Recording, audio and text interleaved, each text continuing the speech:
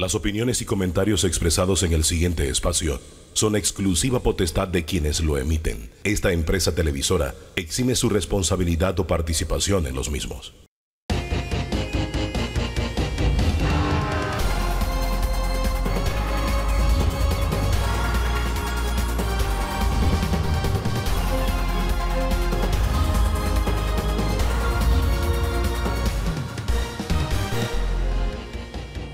¿Qué tal? ¿Qué tal? Muy, pero muy buen día. Bienvenido, bienvenida a este encuentro dominical después de la celebración del Día de las Madres, que yo espero en mi corazón que en cada casa, en cada hogar, sigamos celebrando a mamá, porque no hay un día específico.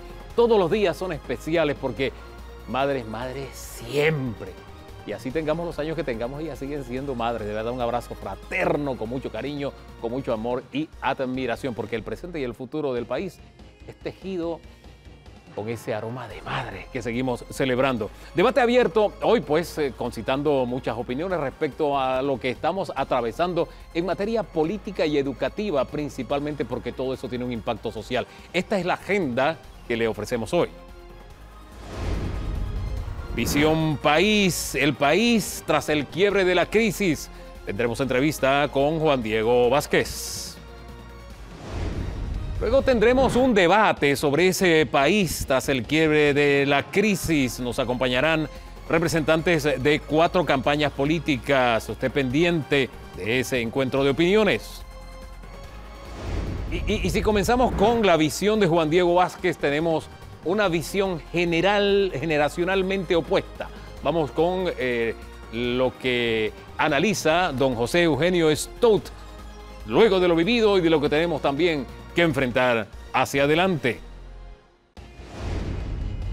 Las malas notas que estamos sacando a nivel internacional, la prueba PISA, en algunas materias, un puntito, otro puntito, ¿de verdad eso nos sirve de consuelo o qué tenemos que hacer para salir del lugar donde nos encontramos? Tenemos el análisis de padres de familia y de docentes. Y el reto de la economía. El reto de la economía estará a cargo de Eric Molino Ferrer, porque más allá de lamentarnos de lo que tenemos, es ver qué vamos a hacer hacia adelante. Y eso lo tenemos que hacer ahora, así que ustedes pendientes. Don Danilo Toro. Mire, en esa tendencia a cambiar nombre le iba a decir Pérez, mire. Don Danilo Toro. Bienvenido. Usted se está graduando del cambianombre. Pero mira el rango que lo elevo al de Danilo Pérez. Sí. Por favor, hombre, ¿qué tal? Bien. Una semana de cambio brusco, ¿eh? Sí. Porque pasamos de semanas de dinámica de choque, de situación de tensión, y bruscamente hemos quedado frente a una de las fechas más importantes al final de la semana, y ahora bruscamente vamos a entrar a la temporada navideña. Oiga, y eso bruscamente siento que algunos todavía no han despertado el knockdown, que significó el fallo de la Corte Suprema de Justicia, pero lo cierto es que hay un quiebre en Panamá a partir de esta decisión en diferentes áreas de nuestra realidad, y queremos tener primero la óptica de un político joven e independiente como Juan Diego Vázquez, que nos acompaña. Juan Diego, bienvenido. ¿Cómo están? Buenos días. Juan Diego, los retos que tenemos por delante son muchos, pero siento que las autoridades, principalmente por ubicarnos en ellos primero, no han despertado a la realidad, van como muy lentamente, como que, bueno, esta semana hubo la primera reunión de ministros a ver qué hacemos con el cierre de la mina, mientras la sociedad está caminando en otra dirección y a otra velocidad. ¿Usted tiene una percepción diferente? ¿Cómo lo ve usted? No, yo lo veo totalmente igual. Yo creo que lamentablemente las autoridades del gobierno no han entendido, y un sector de la clase política, pues como les gusta decirle, no ha comprendido cuál fue el mensaje que se ve en la calle. Que no fue no a la minería, que no fue no al gobierno, que no fue que el que no brinque es PRD, fue un mensaje de que quiere la gente allá afuera en la calle que las cosas se hagan de forma distinta.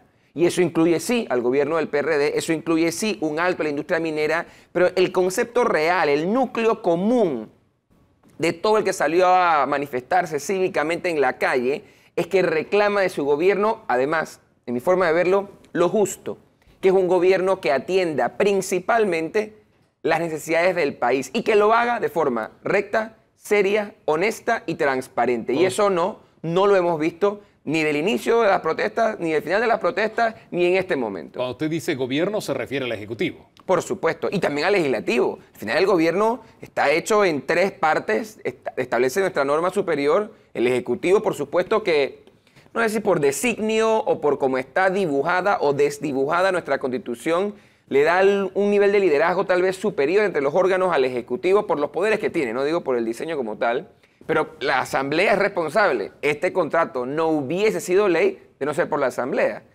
Y por supuesto el Judicial, que si bien está dando luces de un cambio en favor del país, pero con un buen espaldarazo jurídico, hay retos todavía por delante y usted lo sabe muy bien. ¿Qué tendría que hacer el Ejecutivo para que la opinión pública sintiera que ha acusado recibo de esa necesidad de cambio? Esa es una excelente pregunta y podemos trasladar a lo que usted mencionaba de la reunión interministerial y el asunto minero, que nos ocupa importantemente. El gobierno debe haber entendido que gran parte de la situación con el contrato, porque no voy a volver a profundizar en el tema del contrato, que si sí, que si no, yo creo que mi posición ha quedado clara, pero yo le pregunto a usted que es comunicador, a Danilo que es sociólogo, a los panameños que nos escuchan ahí en su casa. En este tiempo que hubo, creo que estuvieron 1 año y medio o 1 año y tanto negociando el contrato, que había una comisión de panameños, ¿quién sabe qué estaban hablando? Nadie. ¿Quién pudo decirles, oiga, quite aquí, quite allá, ponga aquí, ponga allá? De nuevo, en la visión de aquellos que querían aprobar el contrato. Nadie. El gobierno no puede pensar que gobierna ni con la legitimidad política para decidir lo que quieran, porque son el gobierno del país, cuando evidentemente con legitimidad real no lo son. Y lo segundo, porque aparentemente requieren de alguien que a lo interno les diga, oiga, por aquí no es. O sea, es que yo recomendaría, por ejemplo, en ese, no sé si decir que debe ser una reunión interministerial la que va a resolver los problemas de que la mina nos plantea, que el cierre de la mina nos plantea, ni cuál es el camino a trazar, pero allí debe haber veedores ciudadanos. Allí debe haber organizaciones civiles, ¿por qué no empresariales, sociales, que puedan escuchar y ver qué está ocurriendo en el día a día? Porque qué preocupación tiene la gente, y yo la comparto plenamente. Vimos una reunión en la que había sentados en la mesa personas que son responsables de la debacle y del fracaso que significó la negociación, la presentación, el debate y aprobación del contrato minero. Siendo así, ¿podría venir una solución de esa misma matriz? Bueno, yo pensaría y aspiraría a que la solución no puede ser del Ejecutivo, no puede ser del Legislativo, no puede ser del Judicial. Tiene que ser un concierto, y no solamente del gobierno o del Estado, sino del ciudadano, que tiene que unirse y que nosotros tenemos que escuchar. No podemos volver a caer en el error de trazar una ruta, por más buena que parezca, que la ciudadanía no comparta, porque al final nosotros estamos trabajando para que el pueblo se sienta representado y para ir por la senda que ellos nos tracen. Don Danilo. Diputado, yo quiero apelar a su doble carácter. Usted es diputado, representa a los ciudadanos, pero también es abogado. Claro. Así es que por ambos lados quisiera que me contestara esta pregunta. ¿Cómo percibe usted el fallo de la Corte, que ha sido ponderado por muchísimas personas, por sectores, por grupos, pero cómo lo percibe desde la perspectiva de que se dio con una presión de gente a las puertas de la Corte? ¿Qué lección nos deja o qué temores o qué llamado de atención nos deja unas Cortes fallando bajo presión? Mire, yo creo que lo primero es que, si bien no es nunca conveniente arrancarle la independencia judicial a los jueces, en este caso a los más importantes, después los de la Corte Suprema de Justicia, yo no creo necesariamente que el fallo se haya dado por presiones, que actuaron de entre lo más rápido posible lo que hemos visto, sí. Que eso sea algo negativo, no estoy necesariamente de acuerdo, porque si el documento, Danilo, hubiese un documento que jurídicamente, más allá de que se comparta o no, no fuese un documento robusto como el que creo que es, yo te digo, oiga, la Corte de verdad que en la presión no supo hacer el trabajo. Pero yo creo que al final la lección que nos deja tal vez la Corte, más que de la ciudadanía en este caso, es que aún de forma rápida, de forma acelerada, atendiendo la premura y la urgencia de un asunto, se puede fallar en derecho. Porque si bien, lo repito, yo no creo que sea conveniente arrancar la independencia judicial o sembrar presiones en los jueces, yo sí creo que es importante que la judicatura siempre escuche el clamor. Porque al final, si nos vamos a remontar al estudio del derecho, de la justicia, de la ley, volvemos siempre a lo que la ciudadanía responda. Lo que en Panamá es justicia o es ley, no lo ves en Arabia Saudita, o no lo ves en Estados Unidos, o no lo ves en Europa. Entonces, yo sí creo que es importante que el juez escuche a la ciudadanía. No creo que una presión o una amenaza, tal vez, sea lo que tiene que prevalecer frente a el ciudadano ante sus jueces. Sin embargo, yo creo que el fallo fue en derecho. Es un fallo que hasta el que no lo comparte reconoce que es un fallo robusto en derecho, y yo creo que eso es lo que debe quedarnos, ¿no? Ahora bien, más allá del fallo, yo me quedo con la ruta que marca quienes administran temporalmente el país, llámese ejecutivo. Y quedamos hace un rato con el tema de la legitimidad que usted decía, hombre, están operando sin legitimidad. Yo más que legitimidad hablaría de gobernabilidad, el espacio de gobernabilidad, el espacio político para maniobrar. A mí lo que me llama la atención es que sigamos en paralelo y que el gobierno siga administrando el país con la misma tónica que lo ha hecho, mirándose el ombligo, yo solo, yo soy. ¿Qué podría pasar en estos pocos meses de gobierno y sabiendo que viene la campaña y que se crispan incluso los ánimos si el gobierno no da un giro de timón y sigue fiel a su receta de gobernar? Esa es una excelente pregunta y lamentablemente debo decir a hoy domingo que la veo. Y la veo porque hace algunos días, en la semana estuve en Comisión de Presupuesto y conversaba con algunos ministros, pues en la comisión, con algunos diputados de varias bancadas. A hoy domingo el Ejecutivo no ha dado luces de qué es lo que va a ocurrir verdaderamente con el presupuesto del Estado, que tenemos que aprobar antes del 31 de diciembre en 3 debates, y no hemos tenido ni un debate, el primero en la Comisión de Presupuesto. ¿Por qué lo digo? ¿Qué es lo que yo he advertido al gobierno? No es que hagan el presupuesto como yo quisiera, aunque sí creo que mi opinión debe ser tomada en cuenta, porque creo que refleja la que los ciudadanos han planteado en algunos casos. Pero, ¿qué pretenden? Que la Asamblea se vuelva a ver en la presión del tiempo y de la ciudadanía, de que nos diga el Ejecutivo, te lo mando el 20, apruébamelo en 10 días, o si no, entre el de 32.000 millones, y que la Asamblea de nuevo en el apuro diga, oiga, me equivoqué, aprobé. O sea, esa lección de no improvisar, de atender el llamado de la ciudadanía, no se ha visto. Y ojo, hay que esperar a ver cuál va a ser el resultado final, Hugo, de ese estudio que dijo estar haciendo el MEF del presupuesto. Pero yo como presidente hubiera salido a decir inmediatamente la crisis, y entendiendo que el dibujo del presupuesto no solamente es políticamente importante porque la gente lo dice en la calle, sino entendiendo, y ahí yo comparto plenamente la opinión del ministro Alexander. Él, cuando llegó a presentarnos el presupuesto, ¿qué dijo? El presupuesto de un Estado, y yo comparto, es la principal herramienta de política pública, porque eso lo hemos estudiado. Tú lo sabes mejor que yo, Danilo. Un gobierno no hace lo que dice, un gobierno hace lo que presupuesta. Entonces, al final nos dicen, pero queremos ver dónde van a poner la plata. Donde iban a poner la plata según el plan, no era el lugar correcto. Ahora bien. Eso es lo que queremos ver ahora, y por eso es importante que ese presupuesto ayude a calmar las aguas y les dé un espacio de gobernabilidad para que puedan salir del gobierno el 30 de junio de 2024 de una forma democrática al menos. Y para calmar las aguas, vamos a darle las tijeras de podar a usted.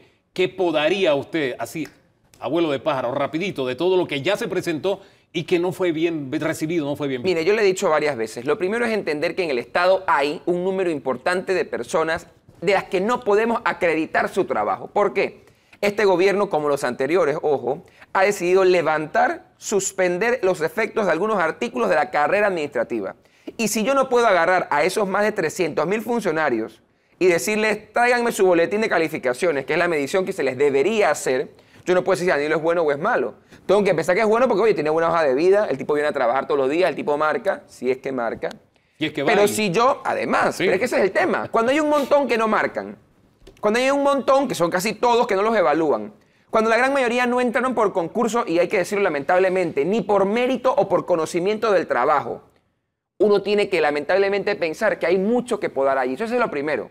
Empezar no a votar, mira, a evaluar. Y el que trabaja del partido que sea, se queda. El que no trabaja, el que no está haciendo nada, el que no es necesario para el desarrollo del Estado y su función, a su casa. Lo segundo. En una frase, quebrar las botellas. Por supuesto, bien. Hay instituciones que, digamos, a simple vista sabemos no deben o tener el presupuesto que tienen o no deben existir. Y lo hemos dicho, bingos nacionales. La Asamblea Nacional lo dio como diputado de la Nación por 4 años y varios meses. La Asamblea no necesita, no habla de que merece, no hablo del sitial entre 3 órganos, porque ese es el discurso siempre. Pero es que, ¿cómo es que un ministro maneja más plata que la Asamblea? Pero es que la Asamblea en su designio republicano constitucional en un Estado democrático y social de derecho no está para manejar plata. Todo lo contrario. Entonces no es porque más plata tenga, sino por lo que hago. Ah, pero cuando hay que citar ministros, ahí no quiero. Cuando hay que llamar a los ministros a capítulo, ahí no quiero. Cuando hay que votar en contra de las leyes, ahí no quiero. Lo que le da a la Asamblea su puesto no es la plata que tiene, sino el trabajo que hace. Y yo creo que la Asamblea tiene demasiado presupuesto. Botella, Asamblea, uno más. Yo creo que además es fundamental entender qué es lo que se puede ejecutar. Y hay una realidad, y es duro lo que voy a decir ahorita, pero que hay que entender. Oigan, yo soy diputado por San Miguelito. Cada vez que voy a un corregimiento, a una comunidad, a una escuela, a una iglesia, surgen nuevas necesidades, porque lamentablemente este es un país que ha sido olvidado socialmente. Y desde parques que pensarán que es poco importante, pero no lo son, pero desde parques hasta canchas, hasta la construcción de una calle en áreas que no existen, que 40 años existe la comunidad y no tienen calle de asfalto. Aceras. Son necesidades apremiantes, pero que hay que decirle a la gente, oiga, este año de verdad que no se puede hacer. Porque tenemos que entender que esta escuela, este hospital, esta prioridad. Pero ¿qué pasa? Por chorritos, el Estado entrega partidas para licitar y después no pagar. Ayer lo dijo la ministra, hace unos días lo dijo la ministra de Obra Pública, la viceministra. Hay 300 millones aproximadamente de cuentas por pagar en el Ministerio de Obra Pública. Pero ellos decidieron pagar de un solo tajonazo, entre otros poquitos de cosas, la gran mayoría de lo que aprobamos en traslado de partida, 20 y tantos millones a una empresa condenada, confesa por corrupción. Eso es cuando uno dice, oye, en vez de ver cómo va limpio todas las cuentas de forma más equitativa, lo doy todo a una empresa, uno se pregunta, esas prioridades, ¿cómo se están trazando? Entonces yo lo que creo es que es esa la última parte, trazar prioridades y decir aquí no, aquí no, aquí no. Y recordando, el gobierno presentó una propuesta para incluir un nuevo viceministerio. Todas esas propuestas tienen que ser rechazadas de plano. De plano. Una empresa bienaventurada en esta administración, a propósito. Don Danilo. El bálsamo del fallo alcanza para llegar a las elecciones con un ambiente de convivencia pacífica o hay riesgo a su criterio de alteraciones y de tensiones sociales todavía ahí en la sociedad panameña. Mi opinión, políticamente hablando, es lo que Hugo ha estado planteando en las preguntas que hemos estado conversando hoy. Y es que va a depender de ese bálsamo o ese aire, cómo el gobierno lo utilice. Si el gobierno utiliza ese aire para salvarse del problema, como ellos lo pueden estar viendo, pongo el ejemplo, ojo, no es mi opinión, y aprueban un presupuesto que va en contravía de las necesidades y puntos de vista de la mayoría del país, aquí puede haber en un momentito un despertar igual o peor, que no estoy deseando, pero puede haberlo, por el tema del presupuesto del Estado. Porque no es justificable, y le digo a Danilo nuevamente, que ayer le pagáramos 20.4 millones de dólares a una empresa condenada por corrupción porque confesó recibir coimas y la seguimos contratando, y es la que además tiene más contratos en Chiriquí y en Bocas, pero para que los médicos que se han graduado de la universidad entren a su internado, no hay 9 millones para cubrir 117 plazas. Pero en un día tú le pagas 20.4 millones a una empresa confesa corrupta. Cuando el Estado ve, cuando la ciudadanía ve eso, cuando los médicos ven eso, uno se pregunta a este gobierno para quién está trabajando. Entonces, si seguimos desconectándonos de la ciudadanía, nos van a responder como ya han demostrado saber hacerlo. Entonces, yo creo que el fallo de la Corte sí da un aire, pero tiene que ser muy, muy bien administrado como quien canta una canción difícil. Ahora bien, los hechos en un país son capitalizados o descapitalizan políticamente a alguien. ¿Quién ganó, quién perdió, más allá de que el pueblo ganó, etcétera? Políticamente hablando, sabiendo que ya hay grupos que han tratado de tirarse polvo de estrellas, que esta decisión tiene que ver conmigo o con mi grupo, porque yo la empujé o lo que sea. De verdad, si usted hace el análisis del bosque, políticamente hablando, ¿a quién benefició y a quién perjudicó todo lo que ha pasado? Yo pienso que todo aquel que tuvo un toque o un roce con el contrato minero, como quienes lo negociaron en el 97, quienes lo aprobaron en el 97, quienes lo han venido defendiendo o han venido permitiendo su desarrollo durante todo este tiempo, en el que hay, digamos, varios gobiernos diferentes de diferentes partidos, quienes en su momento salieron a decir, no, esto hay que aprobarlo, todos ellos se ven un poco afectados en su credibilidad. No solamente por su opinión, que, ojo, yo, pese a mi opinión contundente en el tema del contrato, no soy de los sectarios que creen que si usted cree diferente a mí, ya usted no vale. Yo no creo en eso. Pero lo penoso es que hay quienes, habiendo dicho que no lo querían o que lo querían en el pasado, ahora cambian de opinión. Entonces yo sí creo que en ese momento, ¿cómo se puede decir que este contrato era bueno? Sobre la base de que el anterior era peor, y yo salir orgulloso de decir, es que yo negocié el anterior. Entonces esa clase de discursos, esa clase de realidades es la que al país le ha abierto los ojos y ha dicho, wow, tú no estás trabajando, ni has estado trabajando cuando yo no te veía en favor mío, sino en favor de otros intereses. ¿Y ese abrir los ojos se va a reflejar en las urnas? Esa es la esperanza y esa debe ser la meta de este país. Muchísimas gracias, don Juan Diego, por acompañarnos. Así iniciamos hoy.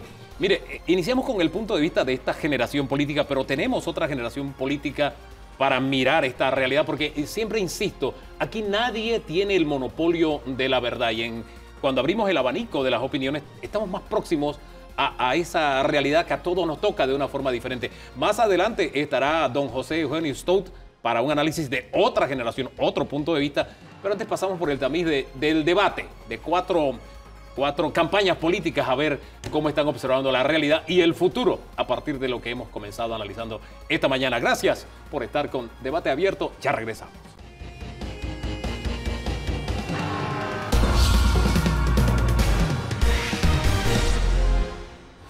Vámonos al debate político tras el quiebre de esta crisis, porque como cerrábamos conversando con Juan Diego Vázquez, todos los fenómenos de alguna forma son capitalizados políticamente por alguna facción o descapitalizan alguna facción. Es un principio de política básico.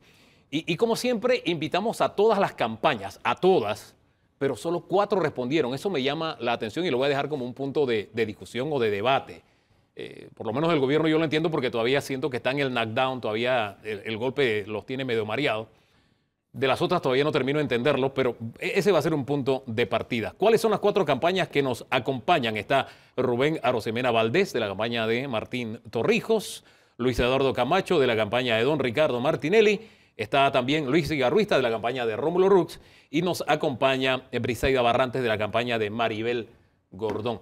Y a propósito, la izquierda, siempre que los invito, la izquierda es la primera que dice, ahí estaremos. Eso me llama la atención. Son los primeros que responden. Después no dan el nombre de quién vienen, pero son los primeros que dicen, aquí estoy. Políticamente hablando, ¿quién capitaliza y quién salió mal parado en toda esta crisis? ¿O a todos le toca una porción de triunfo? ¿Cómo lo ven ustedes, políticamente hablando? Se los pongo sobre la mesa. Definitivamente que el gobierno nacional es el gran irresponsable en este proceso. Jugó sucio, escondió pruebas, escondió todo, violó la Constitución. 25 artículos de la Constitución han sido violentados por este gobierno y por la Asamblea de Diputados, aquellos diputados que fueron los que aprobaron ese nefasto contrato ley. Por lo tanto, tienen una gran responsabilidad y hasta el sol de hoy no hemos visto judicializados a ninguno de los responsables. Fuera del ministro de Comercio que renunció, no ha renunciado a ninguno de los otros que firmó también, ¿verdad? Y tampoco hemos visto a ninguno de los diputados que aprobaron judicializados. Sin embargo, hay otras formas en que este gobierno también hoy en día, y lo estaban diciendo anteriormente, está omitiendo su responsabilidad. Por lo tanto, es el gran culpable de esta gran crisis, junto con todo el arrastre que venía desde 1997 en esta gran crisis que estalló, pero que no ha parado, ¿eh? Cuando usted dice 1997, es que hay una porción de responsabilidad y que también políticamente por la que tendrán que responder otras campañas que están aquí representadas, ¿o no? Yo lo veo diferente, mira. A ver. La realidad, y como panameño le digo que celebro, aplaudo el despertar de la juventud panameña. Cuestiono el método, no la juventud, porque la juventud ha demostrado civismo, le ha enseñado a los maestros cómo protestar, ¿no? Para mí es imperdonable. ¿Quién paga ahora los efectos económicos del sector productivo del país? Chiriquí y Los Santos. ¿Quién se hace responsable por lo que esa gente ha perdido? Entonces, como panameños, tenemos que ser consecuentes. Si estamos defendiendo el medio ambiente, no podemos destruir a sectores productivos. No hay una razón alguna que los alumnos tengan que sacrificarse, porque estamos intensificando la inequidad del país, que es uno de los grandes desafíos que tenemos. Estamos graduando a muchachos con una formación deficiente y parte de este tiempo perdido no se va a recuperar. ¿Quién es responsable de eso? No hay razón de ser. Y yo creo que como sociedad nosotros tenemos que ponernos de acuerdo en el mecanismo cómo vamos a protestar a futuro. Aquí ya se estaba paralizando la vía ferroviaria. Faltó poquito para que se metieran al canal de Panamá. ¿Qué es esto, Dios mío? Vamos a destruir al país en función de un tema que ni siquiera nos han dado la oportunidad de debatirlo, que Ahora, es lo más triste. ¿dónde ubicamos ahí la responsabilidad? ¿En quienes administran el país, que se le salió el país de las manos, o la carga la ponemos sobre quienes encabezaban el Ejecutivo las protestas tiene una responsabilidad, extremas? la primera responsabilidad, Sí. como digo, la licenciada Ejecutivo, Sí. y luego el Legislativo, porque el Legislativo violentó la Constitución y hizo caso omiso a las advertencias que se les señaló en ese proceso de consulta sobre temas de inconstitucionalidad. Ese tema para ellos no existió. Y para mí ahí está su mayor responsabilidad. ¿Y sabe por qué? Porque ellos les era dado solamente aprobar o rechazar el proyecto.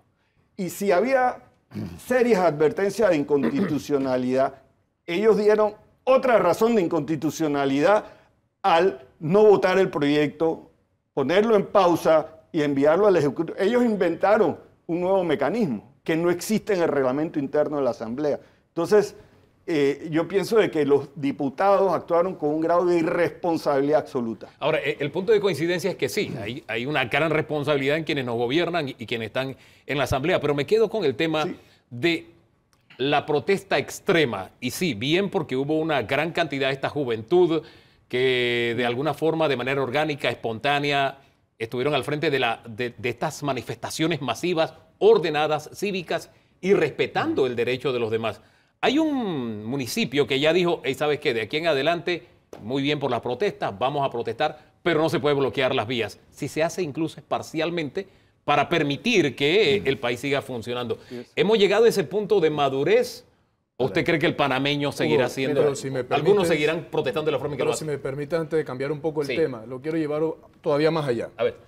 Yo creo que aquí en este caso, obviamente, perdió el gobierno ese poco o nulo capital político que tenía, esa poca confianza que tenía para poder ejecutar, que inclusive todavía al día de hoy en esta mesa se ven escondidos y que no aparecen en ningún lugar, inclusive hasta un mes y medio de los cierres que tuvimos aquí en Panamá. Hubo una ausencia por completo, casi una anarquía en este país, en donde también todos los que participamos en política, las instituciones de este país, incluyendo un cuarto poder, que son los medios de comunicación, y un quinto poder, que son las esferas privadas, también salieron golpeadas de este hartazgo ciudadano que hubo en las calles.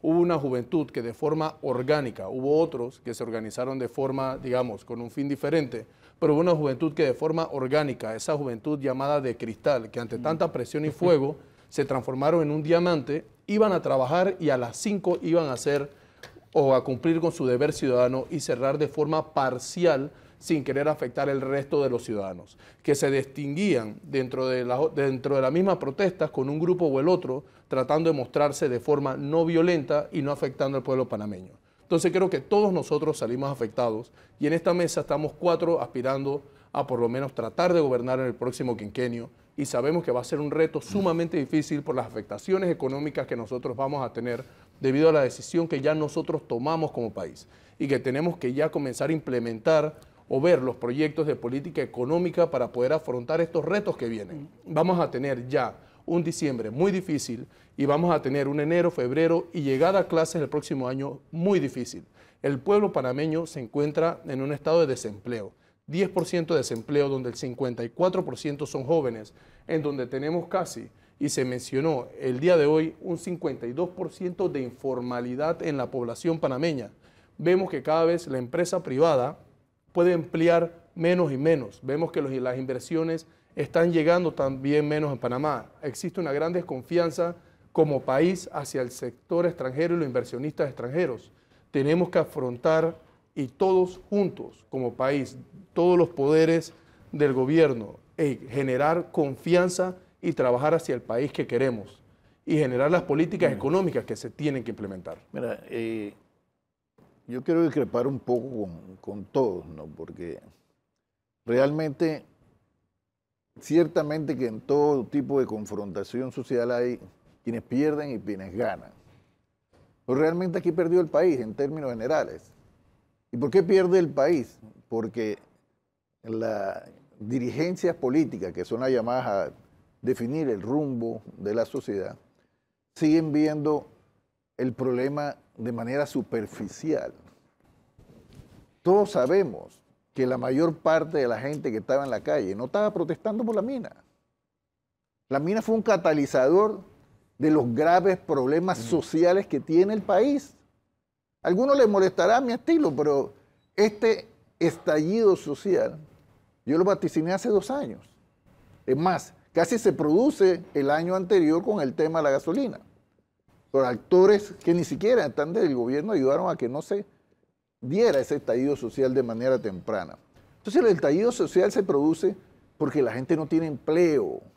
Y si no tiene empleo, no tiene con qué llevar comida a su casa, no tiene con qué pagar la luz, no tiene por qué educar a su escuela. La gente está perdiendo casa, la gente está perdiendo carro, la gente está perdiendo propiedades, pero sobre todo está perdiendo el nivel mínimo que debe tener una persona para vivir. Y tomando esta tesis... Ahí está el problema de fondo, pero si nosotros seguimos viendo quién ganó y quién perdió, seguimos perdiendo porque este era el momento, fíjate, para aprovechar, permítame para concluir, este era el momento, si bien le caía una responsabilidad de llamar a ese diálogo nacional al gobierno, el resto de los actores debimos haber concluido de que era la necesidad de hacer un diálogo nacional, no sobre la mina, sobre los problemas que generaron realmente la convulsión social y entender entonces esos problemas, vamos a verlos. ¿Para qué? Para ver cómo logramos de aquí a las elecciones un entendimiento mínimo que evite que este país colapse, porque este país puede colapsar la democracia está en peligro, más allá de que si me gusta o no el método de la protesta. Si nosotros vamos a criticar el método de la protesta, sí, lo vamos a encontrar posiciones, pero el método de la protesta es parte del problema, pero no es el problema. Cuando hablamos del método de la protesta... El problema en sí son los graves problemas que afectan a los panameños y que la sociedad en términos generales, pero particularmente las dirigencias políticas, lo ignoran. Y ahí esa es parte del problema. Cuando hablamos del método de protesta, hablamos del método de protesta de algunos grupos, de algunos sectores, porque la gran protesta fue cívica, fue respetuosa, fue ciudadana, de verdad que fue orgánica, nos dio una gran lección a todos los panameños. Pero me quiero quedar con esta última reflexión porque también en el segmento anterior hablábamos, tenemos todavía 6 meses de gobierno. Si el gobierno sigue fiel a su dinámica de administrar el país, es decir, yo solito, yo mirándome el ombligo, yo con yo, como suelen decir acá en el grupo de Brisaida, si el gobierno sigue fiel a ese librito, estamos... Pero el problema no es solo el gobierno. No va a cambiar. Estamos en peligro de que vuelvan a repetirse escenarios como estos. El problema no es solo el gobierno. El problema es que el gobierno puede tener una responsabilidad mayor, pero el resto de los actores... Pero quien dirige es el encargado de pronto de dar un giro de timón. El análisis que tú haces ha obviado un elemento. El tema económico es cierto, pero has obviado el tema de lo que señaló Cigarrista, el hartazgo es hacia el gobierno por la desfachatez que han demostrado haciendo presupuestos inflados, una descentralización sin control, becas practicando nepotismo, o sea, se las doy el hartazgo solo hacia el gobierno puede ser parte del hartazgo. Porque es el actual administrador. Obviamente hay un desgaste, hay un cansancio de la población, hay un malestar de la población. El contrato fue la excusa. Rubén, hay una cabreación general contra la clase política. ¿Por qué? Porque la clase política camina de espalda a lo que la gente ve sus problemas. El punto desde mi óptica, y lo que yo recomiendo a las personas que están trabajando en el tema de la propuesta de gobierno de Martín Torrijos, es que nosotros tenemos que actualizar las leyes, los instrumentos que son idóneos, adecuados para la lucha contra la corrupción. La ley de transparencia es uno, que la presenté yo con el apoyo en ese entonces de la bancada del PRD, ojo. Bien, todo eso como propuesta política y excelente, pero quiero salir de algo que quedó sobre la mesa. ¿El hartazgo solamente es por la forma muy sui generis de esta administración o es hacia la clase política? Hay una acumulación no solo de los errores de este gobierno, sino una acumulación de años. ¿Cómo lo ven ustedes? Bueno, precisamente en la campaña de la profesora Maribel Gordón y el profesor Richard Morales, se ha analizado perfectamente que hay un problema estructural en la sociedad. El sistema económico en el cual el modelo neoliberal ha producido privatizaciones, desempleo, más gravedad, desnutrición y otras falencias que hacen parte de las carestías del pueblo panameño, por el cual cada vez que hay una situación particular sale a la calle a luchar, no es nueva, es un arrastre acumulado de todos los gobiernos que aquí están representados. Por eso hablo, en el caso concreto de la mina que viene desde el año 97 a la fecha, hay una acumulación impresionante que se agravó y se vio en la pospandemia y durante la pandemia, y que ahora también con el alto nivel de participación social y política en las calles del pueblo panameño en términos generales, una protesta total. Las protestas no tienen apellido, son protestas o no son protestas. Las revoluciones no se han hecho con abrazos y besos, la Revolución Francesa no se hizo así. Todas las protestas son dignas y tienen que ser escuchadas por los gobiernos, y este gobierno no escuchó. Hasta el sol de hoy no ha escuchado lo que les dijo su población. Y es más, la inconstitucionalidad que ha sido probada y sentenciada por la Corte Suprema de Justicia se dio precisamente porque la gente estaba en las calles. Doctora, y la juventud en general es a nivel nacional, perdónenme, a nivel nacional, por ejemplo, hubo todos los sectores. La lucha fue por mar, ¿verdad? La lucha fue en todas las comarcas, la lucha fue generalizada. Entonces la gente expresó una motivación. Este gobierno no lo ha escuchado, como no lo escucharon los anteriores. El ejemplo de los jóvenes. Yo no vi ningún joven tirando piedra a los carros del Estado. Entonces la protesta es protesta actuando justa. violentamente, que nos lleva al caos. Claro, pero estamos hablando de la situación en cual nos ha metido al actual gobierno y los anteriores. Sí, entonces hay una crisis, una crisis muy grave, que el modelo neoliberal, claro, como modelo, el modelo neoliberal ha sido grave. Las privatizaciones, que usted señalaba sobre la carestía. Por eso usted políticamente, la izquierda aquí, cada vez que viene una elección, queda en último lugar. Yo quiero preguntarle. Es importante que ustedes lleven al debate sus aspiraciones, sus críticas, nosotros sus estamos justamente, y nosotros aplaudimos que la izquierda tenga un espacio en Panamá. Lo que estamos en el siglo XXI y hemos logrado precisamente, a pesar de tener un código electoral que es antidemocrático, hemos logrado en varias ocasiones participar con alto nivel, con mucho respeto, y hoy en día estamos con una candidatura independiente justamente porque estamos viendo la situación en la cual está el país y estamos dando una respuesta equitativa porque creemos que hay que hacer un proyecto de país en mejores condiciones para una vida digna. Eso es muy importante. Yo puedo discrepar en algo de la visión política social de lo que llaman la izquierda, pero yo no le tengo miedo a la izquierda. Créanme que para mí, a mí mucha gente me llama comunista porque yo creo en la justicia social. Claro. Yo de comunista no tengo nada. Tú eres demócrata. Es más, mi hermano fue dirigente, de izquierda. Es que no tiene nada de malo ser de izquierda. El problema no es si tú eres izquierda o no. Exacto. El problema son las profundas distorsiones sociales que afectan nuestra vida. Que cómo se cambian, pero fíjate, ese es el discurso que a mí me gustaría tener en una campaña. Debate. El discurso de, tu visión social versus la mía, pero ¿frente a qué? No frente a Martín Torrijos o a Rómulo Rux o a Ricardo Martínez, sino frente a las necesidades del pueblo. Porque aquí, desgraciadamente, el gran ausente de las discusiones políticas son los problemas del pueblo. Y es por eso que mucha gente no entiende. Ese es un punto importante que tenemos que sacar como lección. Mucha gente no entiende. Y es lección para todos. Pero para todos. Que se acabó, o sea, el país dijo, basta ya. Los gobiernos no pueden gobernar de espalda al país. Eso se llama gobernanza. Tiene que cambiar. Tiene que cambiar todo. El que suba tiene que gobernar con transparencia. de cara al sol. Pero no es solo porque si no, el país se le va a volver a enredar. No es solo transparencia. La transparencia es un elemento. Se trata de entender que el gobierno está para servir al pueblo, no para servir a intereses económicos y políticos. Mientras no entendamos eso, estamos mal.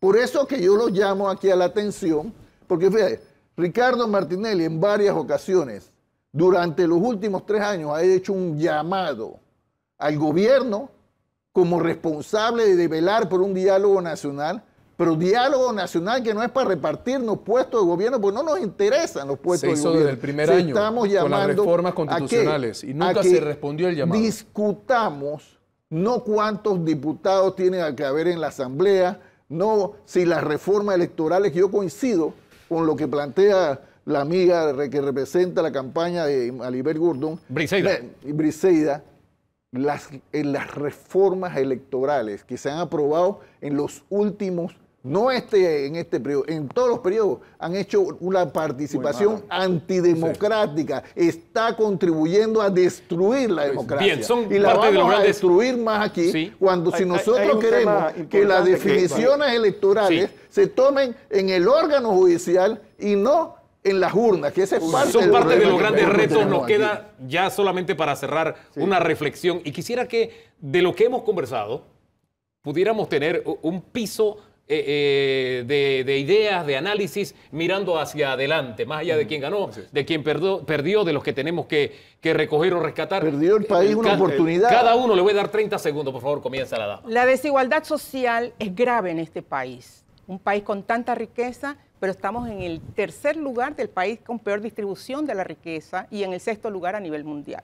Entonces nosotros necesitamos un plan de desarrollo nacional que vea al ser humano como centro, ¿verdad? Más allá del crecimiento económico, queremos un desarrollo con justicia social, equidad y soberanía. Y en este sentido, el pueblo panameño hoy en día tiene esa posibilidad con un plan para una vida digna que representa en este momento la propuesta de la profesora Maribel Gordón y el profesor Richard Morales. En ese sentido, no nos olvidamos de los mártires que dejó esta crisis, los 3 maestros más otras personas que también fueron judicializadas y algunos están sin vista en este momento. Señor Cigarrita.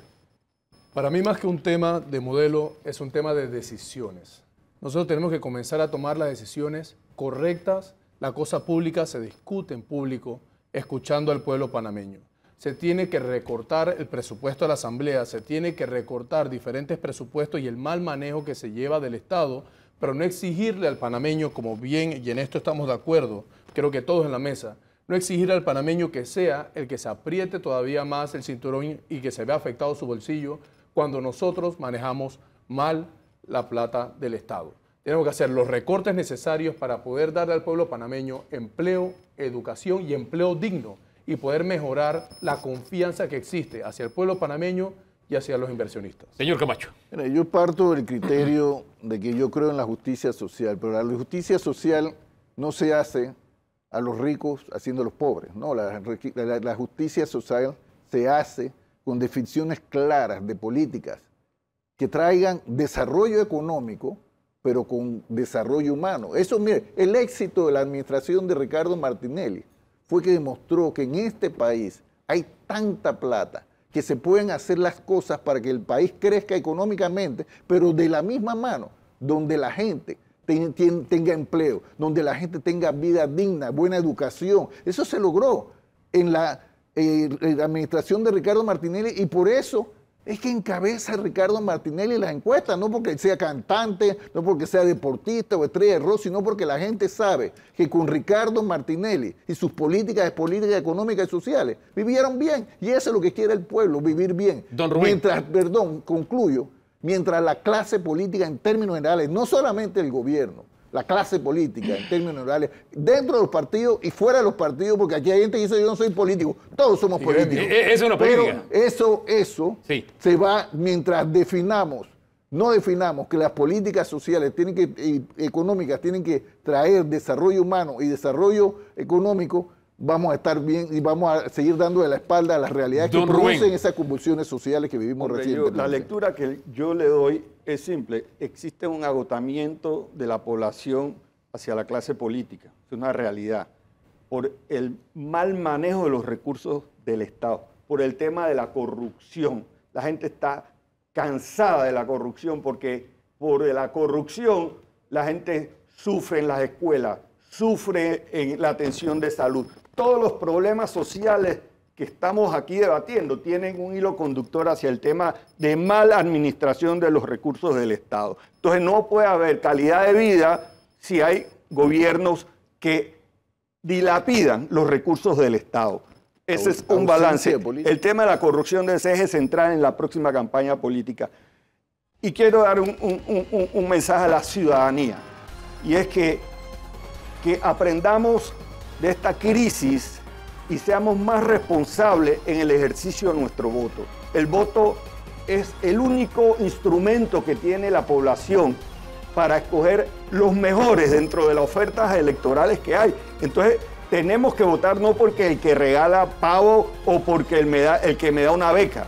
Votemos a conciencia, bien informado, veamos las ejecutorias de cada candidato, qué experiencia tiene, porque el próximo quinquenio va a ser sumamente difícil. Hombre, y aprendamos también de que escenarios como estos nos muestran que los panameños podemos hablar con mucho respeto, sin lenguaje altisonante, sin descalificarnos los unos a los otros, sin simplemente ubicar a alguien como un vendepatria porque tiene una idea distinta a mí. No, el país se construye con las ideas de todos y eso es lo que se trata de hacer en espacios como estos. La enseñanza de que podemos conversar. Este país nació del entendimiento, de la conversa y ese ADN sigue en nosotros. La violencia siempre nos ha diferenciado de otros países y esa no es la salida, sino el diálogo civilizado, y eso es lo que también marca la diferencia entre la civilización y la barbarie. Claro. Y Panamá está muy lejos de que nos lleguemos a ubicar en esos estadios de la barbarie. Hay que aprender de Gandhi. Sí, señor. Vamos a la pausa. No, y los muchachos nos dieron la lección de que sí se puede. Hay quienes se resisten y dicen, no, la lucha, no. La lucha se ganó de esa manera. Todos los jóvenes, trabajadores, indígenas. Y las protestas eran muy diferentes. Ahí yo estoy de acuerdo. La enseñanza, la enseñanza está al canto. Quien no la quiere aprender, también se respeta. Vamos a la pausa y regresamos. El panameño ganó.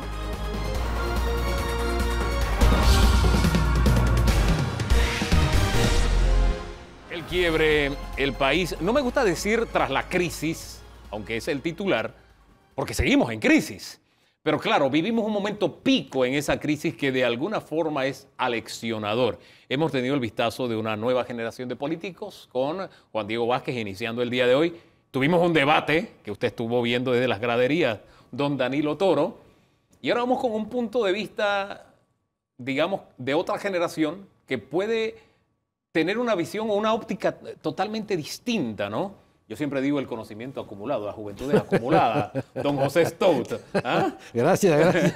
Bienvenido. Comienza usted, don Danilo.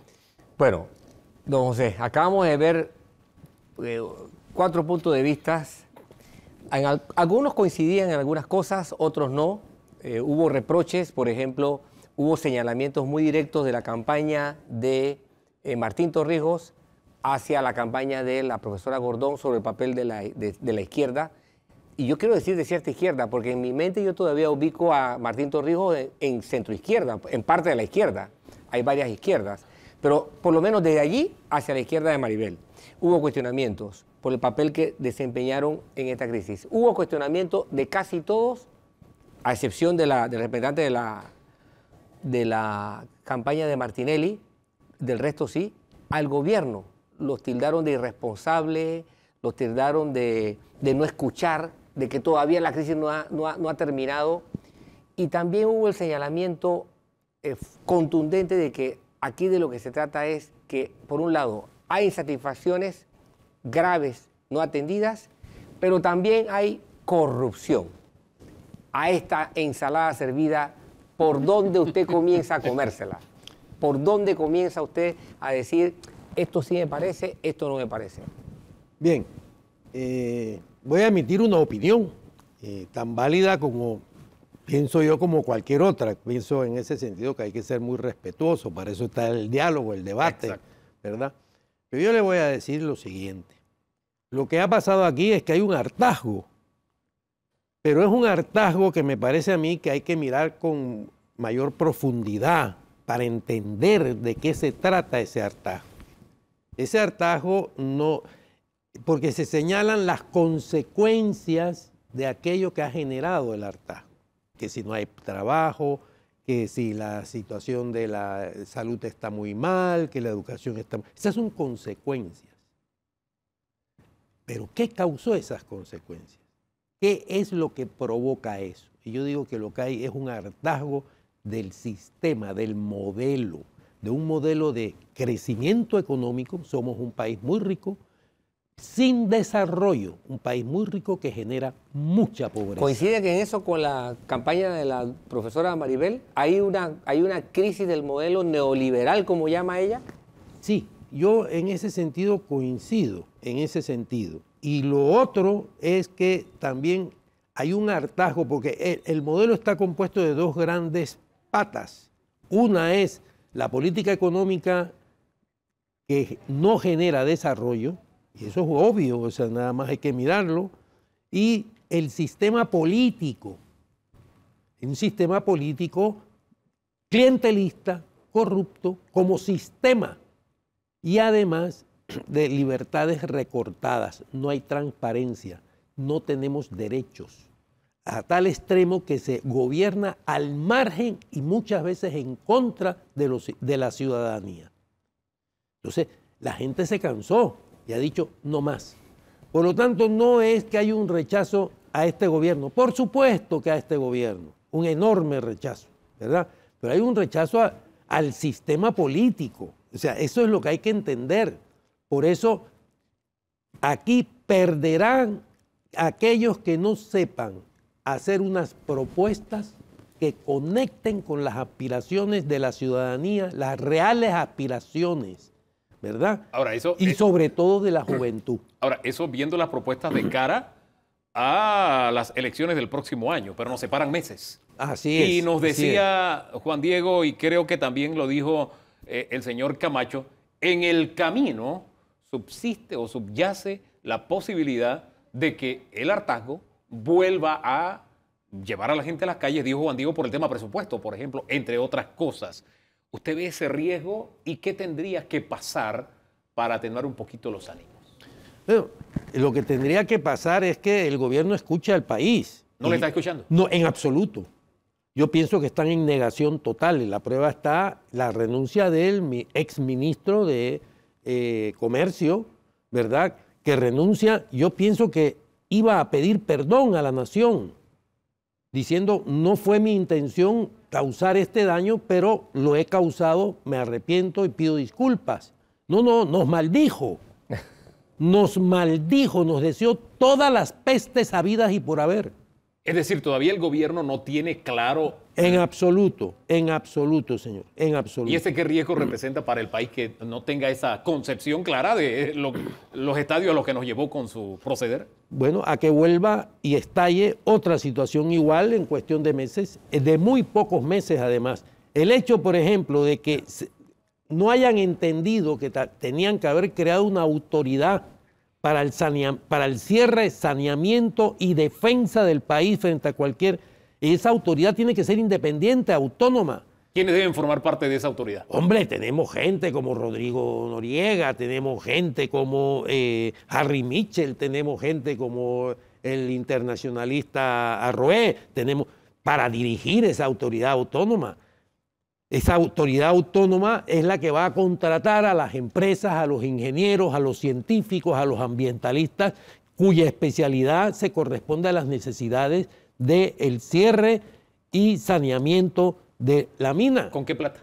Con plata del gobierno. Es que el gobierno está para servirle al país y la plata que tiene el gobierno no es del gobierno. Esto es lo primero que hay que entender. Esas platas es de suya y mía, de todos. Don Danilo. ¿Usted ubica el origen de ese hartazgo en la dinámica, en la gestión del gobierno, en su incapacidad para escuchar, dijo hace un momento, Sí, cómo no. y por lo tanto en sus limitaciones para ejercer gobernanza y gobernabilidad.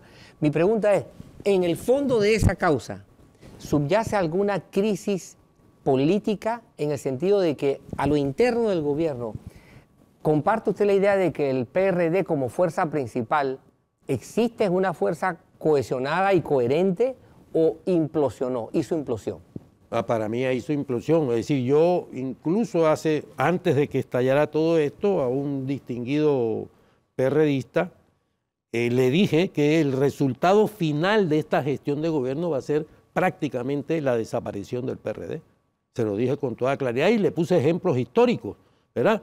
El Partido Socialista Francés, que fue un gran partido, un inmenso partido, hoy es nada. El Partido Socialista Griego, que fue un gran partido, ¿dónde está? Y el Partido Socialista Italiano, cuando los grandes partidos rompen las raíces que lo atan a un proyecto y se autonomiza, se hace ajeno a su propio proyecto, desaparece. Vive su propia realidad. Pregúnteselo al PRI.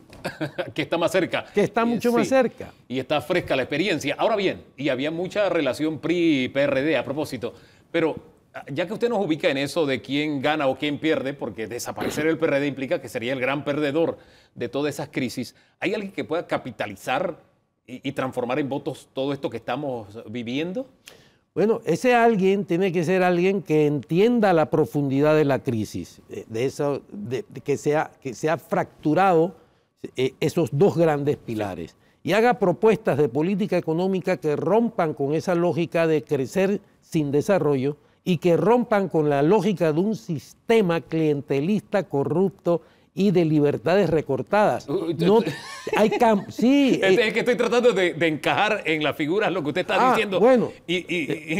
Bueno, ese jueguito, usted mete la estrella, el cuadrito y el triángulo. Se me está haciendo difícil. Bueno, porque yo de verdad que creo que esto va a salir. Sí. Esto va a salir. Y tiene que salir porque el país lo está necesitando y lo está demandando, sobre todo la juventud del país. Oye, es que tenemos que salir al final porque lo permanente es la República, es una experiencia, ha sido un golpe más, pero el país tiene que avanzar. Ahora, tiene que avanzar con realidades concretas que vamos a ver nuevamente al final en un análisis económico, porque al final todo tiene que ver con la economía, gira en torno a la economía y su modelo. Tenemos un país ahora con más desempleo, con más empresas cerrando, con tal vez la posibilidad de perder el grado de inversión. Es decir, ahora se nos puso más cuesta arriba el asunto. ¿Habrá un entendimiento de la opinión pública de que la situación ahora es más difícil, más dura que antes de que todo esto pasara? Sí, yo pienso que lo que va a entender la opinión pública, la población, es a exigir más y a decir, ustedes crearon esta situación, no la mina. No, antes de la crisis de la mina, esta era la situación del país. Ya nos habían rebajado el grado de inversión, ya nos los habían rebajado la calificación de riesgo sí. Antes de la crisis de la minera, ¿verdad? El desempleo que tenemos es de antes. El empleo informal es de antes, el desplome del sistema de salud es de antes. ¿A qué hora fue que el gobierno, según usted, dejó de dar señales de gobernabilidad y de gobernanza? ¿Fue después o antes de COVID? No, yo pienso que a partir de COVID la situación fue muchísimo más clara. Usted recuerde que ya hubo altísimos funcionarios de gobierno que tuvieron que renunciar muy rápidamente por señalamientos de corrupción. No les pasó nada, tuvieron que renunciar. Es decir, el gobierno nunca se repuso de COVID. Jamás, jamás. Acuérdese también la crisis de la reforma constitucional. Es decir, el gobierno llegó, tal como dijo el señor presidente, lo importante es no cómo se entra, sino cómo se sale. Bueno, ellos llegaron saliendo. Wow. Llegaron saliendo. Crisis con la reforma constitucional y nunca más volvieron a hablar de eso. Y la crisis esa es responsabilidad de ellos, de nadie más. Ahora, hay una crisis permanente que vamos a analizar en el siguiente bloque y tiene que ver con la educación y la calidad de nuestra educación. Por supuesto. Yo entiendo que las autoridades trataron de dorar un poquito la píldora porque, bueno, en algunas materias mejoramos un puntito, 2 puntitos, pero vamos a ser francos, seguimos fracasados. Totalmente fracasado. Y si no, ahí está la prueba PISA, esto es un verdadero desastre. Es decir, han llevado al país, y hay que, bueno, a mi juicio y con todo respeto lo digo, los 3 últimos gobiernos han llevado al país a una situación catastrófica. En materia educativa. Ahora, ¿qué hacer para salir de ese hueco donde nos encontramos? Bueno, hay que hacer una reforma educativa profunda que va desde la infraestructura, que es una catástrofe, ¿verdad?, hasta el sistema educativo, hasta la capacitación docente, hasta un nuevo currículum. Es decir, hay que hacer una revolución educativa que va a tener un impacto dentro de 5 años si es que se hace ahora. Pero hay que hacerla, el país no puede continuar. Igual que con el tema de salud. Esto es espantoso, ver esas colas. Una señora que tiene que poner una prótesis de rodilla que dice que ahora, después de haberle aplazado no sé cuántas veces la operación, le dicen que dentro de 2 años porque no hay prótesis. No hay prótesis. Por Dios. En un país con un presupuesto de más de 32 mil millones de dólares, eso no tiene mayor sentido, pero una revolución educativa. Sí, señor. Tenemos en este momento el grado de entendimiento y digamos, de ceder, porque para que sea una revolución tenemos que tener una mentalidad abierta. Hay una mentalidad abierta porque aquí hay protagonistas que o se hace lo que yo digo o te prendo el país, y eso a mí me preocupa. ¿En qué medida tenemos esa disposición de, oye, hay que cambiar y tenemos que buscar los mecanismos para que esto cambie para mejor, sin entrar en las medidas de fuerza y de extorsión al país? Bueno, también piense usted que si hay actitudes erróneas, también pueden ser la reacción a políticas erróneas. Es decir, cuando usted ve en un Ministerio de Educación corrupción, porque la hay, claro. Entonces, ¿cómo justifica usted que no haya reacciones que tampoco sean las más adecuadas? Pero yo creo que mentalidades, lo sé en plural, sí, porque sí, el principal ingrediente que ha llevado la educación a donde está es la política, la mala política. Pero, eso tenemos que estar conscientes. Pero COVID, para concluir. Sí, COVID pudo haber sido un punto de arranque para una nueva actividad, una nueva visión, una reconstrucción de la educación. Una revolución, como usted dice. COVID fue el entierro formal de algo que estaba muerto y ya no hay recuperación aquí. No, yo pienso que yo soy optimista. Yo soy como ustedes, ¿Usted optimista. no cree en los entierros? No. ¿Usted cree en las resurrecciones? En cuerpo presente, no enterrado. Sí, ¿no? ok.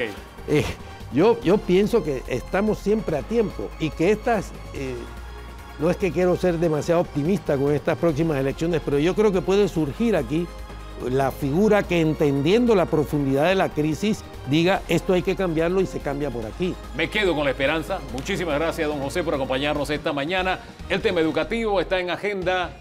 La mala nota que tenemos en las pruebas PISA, que nos refleja de cuerpo entero cuál es nuestra realidad. Y más que encontrar culpables es qué vamos a hacer. Sí tenemos que hacer el diagnóstico en que hemos fallado, pero qué es lo que vamos a hacer con este problema. En breve, nada más.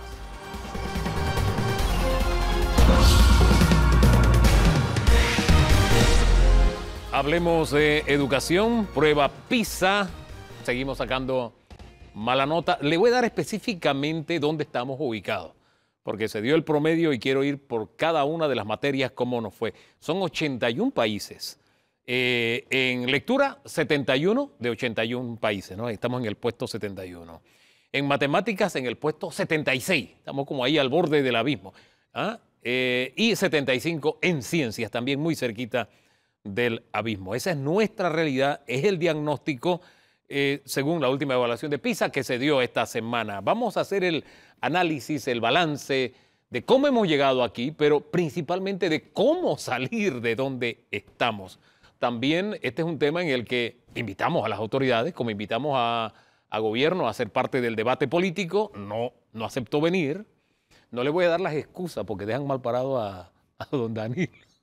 Nos dieron unas excusas bien extrañas para no estar en el debate, don Danilo. Si inventan esas excusas, quiere decir que aquí se dijo en el debate que el gobierno estaba en otra realidad, en otro multiverso. Está en otra realidad del multiverso. Y en educación no nos dieron excusas, simplemente no están. Y lo dejamos patente porque al fin y al cabo son quienes están administrando temporalmente el país, los que de alguna forma todavía nos pueden decir hacia dónde va la brújula de la nación. Sin embargo, los padres de familia dijeron, vamos a estar allí. Está el señor Aldo Bazán, de la Asociación Nacional de Padres de Familia, y por parte de la dirigencia magisterial, la Asociación de Maestros Veragüenses, Correcto. es su organización, ¿no? Sí, el profesor Humberto Montero. A los dos, gracias y bienvenidos a Debate Abierto. ¿Cómo llegamos aquí? ¿Cómo llegamos a estas calificaciones? ¿Cómo lo ven los padres de familia? Nosotros recibimos un cúmulo de muchos errores que se han hecho en diferentes administraciones, cosas que en la realidad pues se dicen y no se ejecutan de una forma fehaciente para que el estudiante pueda responder de una manera mucho más categórica, ¿no? Aquí hay que involucrar a toda la comunidad educativa, profesores, padres de familia, administrativos y personas que trabajan en el Ministerio de Educación, para que el estudiante, que es el fruto de esto, pueda reflejar la acción que realmente se está haciendo. Al final, el estudiante, que es el sujeto y objeto de la educación, es la víctima de todo esto. Y usted dice hay una serie de errores. Si usted tuviera que poner 2 o 3 sobre la mesa, ¿cuáles serían? Despolitizar el Ministerio de Educación. Está politizado el Ministerio de Educación. Totalmente. Ese es uno de los errores. ¿Qué otro error? Totalmente. La disposición que hay para integrar a todos los actores de la comunidad educativa para la solución del problema. Todos tenemos muchas cosas que decir y que aportar para esta educación en Panamá, y muchas veces simplemente no se toman en cuenta las opiniones que se dan. La exclusión, ese ha sido otro error. ¿Qué otro error? Y pues la disposición de las autoridades para atacar en realidad el problema. Aquí tenemos el claro ejemplo de la pandemia. Lo tuvimos en casa, los padres de familia, los profesores tuvimos que invertir de nuestros recursos para esto, y pareciese ser que un año después, teniendo una huelga en julio y un año después, teniendo una huelga ahora en noviembre, no hemos aprendido nada para poder darle clases, por lo menos en este tipo de eventos, a los muchachos desde la casa. Hay una plataforma Esther que se gastó millones de dólares y la realidad es que no es robusta y no da esa amplitud para que el muchacho pueda interactuar con su docente. Profesor, sincerémonos, ¿cómo es que llegamos a esta situación? ¿No? Porque hay un momento en que uno tiene que hacer un alto y acá. ¿Qué es lo que pasa? ¿Cómo es que llega a esto?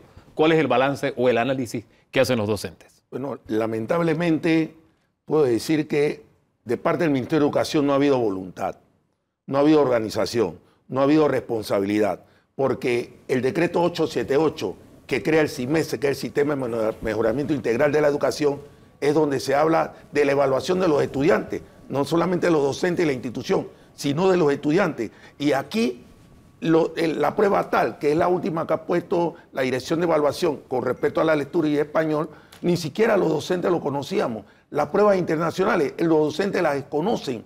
Aquí ha habido un rezago por parte del Ministerio de Educación, por parte de la Dirección de Evaluación, que debe trabajar mancomunadamente con la Dirección de Currículo.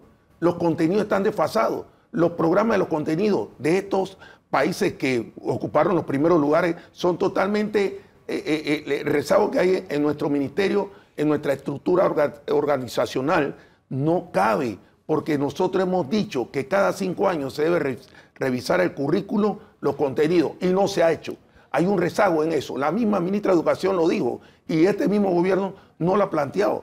Nosotros lo que queremos es que para poder hacer eso hay que incluir tanto a los docentes como a los padres de familia. Nosotros desconocemos de las pruebas internacionales. Ahora, yo quisiera de pronto ubicarnos en el globo terráqueo donde estamos. Primero, los países latinoamericanos estamos por debajo de la media, lo cual no nos debe servir de consuelo a propósito. Pero en el top 10 del mundo, Singapur aparece con, esta es la mejor nota en esta prueba, 575 puntos. Sigue Macao con 552 puntos. Vamos ahora a Latinoamérica, el mejor país. Fíjese lo que le acabo de decir, 575 puntos, pero el mejor de Latinoamérica tiene 412, que es Chile. Y ahí sigue bajando. Costa Rica, nuestro vecino, tiene 385. Panamá, recuerde la cifra más alta, 575. Nosotros tenemos 357. Esa es nuestra realidad. Y usted ve en pantalla cómo se ha dado la evolución o la involución a través de los años. O sea, tras pies, hasta llegar a donde estamos. Esto solamente en lectura, que es básico, porque si yo no entiendo lo que leo, de ahí en adelante es muy difícil que pueda avanzar en cualquier materia. Don Danilo. Bien. Yo soy de los que creo que la información útil es conveniente y a mi criterio hay que hacerle un reconocimiento a este gobierno porque aportó luz. Ha habido gobiernos que desecharon tener este tipo de información. La estrategia del avestruz, meter la cabeza en la arena. Sí. Información no. Y vivimos una época de oscurantismo educativo porque no teníamos ni esta ni otros indicadores en materia educativa. Y desafortunadamente la sociedad no se quejó de eso ante el gobierno. Y por supuesto que pagamos las consecuencias. Ahora, dicho esto, la pregunta que le tengo que hacer es, como bien usted dijo, esto es un asunto de la comunidad educativa. El gobierno tiene responsabilidades graves, los padres o tutores de familia tienen responsabilidades graves y por supuesto el sector magisterial tiene responsabilidades graves también. ¿Por qué razón un sector no puede alar al otro? No hay la suficiente fuerza de los sectores magisteriales para alar a que se despierte el gobierno y a que se despierten los padres o tutores. No hay la suficiente fuerza de los padres y tutores para hacer valer los derechos y alar al gobierno y a los sectores magisteriales para que pongan atención y esto de una buena vez se haga la revolución educativa. ¿Qué es lo que hace que los actores de la comunidad educativa no puedan entablar un mínimo común acuerdo? Mire, para mí es lamentable porque yo he sido representante de la comunidad educativa en 3 periodos. No ha habido la voluntad inclusive del mismo gobierno para poder aportar esas herramientas, esos instrumentos que en el tiempo de la pandemia se dio. Nosotros, como dijo el caballero de Padre de Familia, tuvimos que adecuar nuestras aulas, nuestras casas como aulas de clase, pero el gobierno nacional tenía un as sobre la manga equivocada, un as sobre la manga equivocada sobre el tema de la virtualidad. La herramienta virtual no llenó las expectativas. Inclusive si la usamos hoy tenemos ese problema porque no tenemos esa cobertura. Cuando se han dado las paralizaciones dice, pero trabajen virtual. Pero lamentablemente hemos tenido esa falencia. El Ministerio de Educación no ha querido resolver los problemas de estructura, de falta de laboratorio, para poder que los muchachos tengan ese proceso de aprendizaje que necesitamos. Yo entiendo la respuesta. Lo hemos planteado, la comunidad educativa, pero no han querido inclusive dar ese recurso económico, que es una de las fallas que tenemos en los centros educativos. Yo entiendo la respuesta, pero me gustaría, por lo menos aquí en la mesa, ya que estamos aquí los 4 reunidos, que entráramos en un proceso de sinceramiento, de sincerarnos, ¿no? Y la pregunta no va en torno a qué error cometió el otro, sino por qué yo no tengo el suficiente liderazgo de mostrar que yo soy el que puede mostrar la ruta a seguir y que los padres se me sumen y el ministerio se me sume. Así, y es la misma pregunta, creo que también se le hace a los padres, para ubicar la pregunta en su dimensión. Nosotros, con esta prueba, usted vio que subimos algunos puntos de matemáticas, de natural, en español, pero fue por el esfuerzo de los docentes y con los padres de familia, pero el gobierno no hizo nada. Ajá. Usted dice que el Ministerio de Educación, este gobierno no ha hecho nada, fue el esfuerzo de nosotros que lo logramos con nuestros estudiantes, por eso subimos un poquito más. Ahora, ¿por qué no se logra eso? ¿Por qué los padres de pronto no se convierten en el polo de liderazgo de que, el camino, como está la estatua allá en la universidad, hacia la luz, para allá es la luz, vamos todos, ya que no lo hace el ministerio, no nos respondió tampoco acá la dirigencia magisterial? ¿Qué es lo que pasa que no hay ese liderazgo para mostrar la ruta a seguir? Ok, le voy a hacer un pequeño análisis aquí. A ver. Hace 20 años atrás teníamos una confederación de padres de familia. Si usted ve, la organización de nosotros es bastante nueva, la Asociación Nacional de Padres de Familia. Teníamos una confederación de padres de familia que no era representativa de todos los padres de familia. En el 2020, históricamente, aquí con la pandemia, nosotros logramos formar la Coalición por la Educación, donde estaban los docentes, estaban el gremio de directores y estábamos nosotros como padres de familia. Por primera vez ese triángulo que bien cuelga en un hilo bien delgado, por las cuestiones que se dan, logró unirse y llevar una propuesta viable hacia el Ministerio de Educación, de prácticamente eran casi 20 páginas donde le dábamos la entrada a la tecnología y a muchas cosas que nosotros estábamos proponiendo. Eso lo hizo la organización de nosotros en conjunto con otras organizaciones de docentes y la organización AMDIOP, que es la de los directores. ¿Por qué no se siguió? Porque muchas veces, hablo por los padres de familia, queremos un protagonismo extra de lo que ya tenemos, ¿no? Entonces, cuando alguien cree que puede lograr algo, viene el ministro o viene alguien del ministerio, por decirlo así, te pega una sonrisa, entonces ya tú crees que es el amigo y se pierde el norte de lo que realmente buscamos, que es la educación de los muchachos. En estos momentos nuestra organización está en pos y hemos hablado con los gremios docentes, estamos en permanente conversación con el gremio de directivos, porque nuestra misión es esa, buscar la forma que por medio de los padres de familia, que es que nos interesa la educación mayor de nuestros muchachos, cómo podemos arreglar esto y que este desastre no siga sucediendo. Yo creo que ahí la respuesta va un poquito más en la dirección de su pregunta. Exacto. El protagonismo equivocado, porque hay protagonismo tóxico, hay protagonismo negativo, hay protagonismo equivocado. Exacto. ¿Y cómo rescatamos entonces el protagonismo en positivo para marcar la ruta a seguir sin sacarnos las tripas? Porque al final, siempre que nos reunimos a hablar de este tema, y creo que forma parte de la sinceración, hombre, estamos así por las huelgas de los docentes, estamos así por esta y otra razón.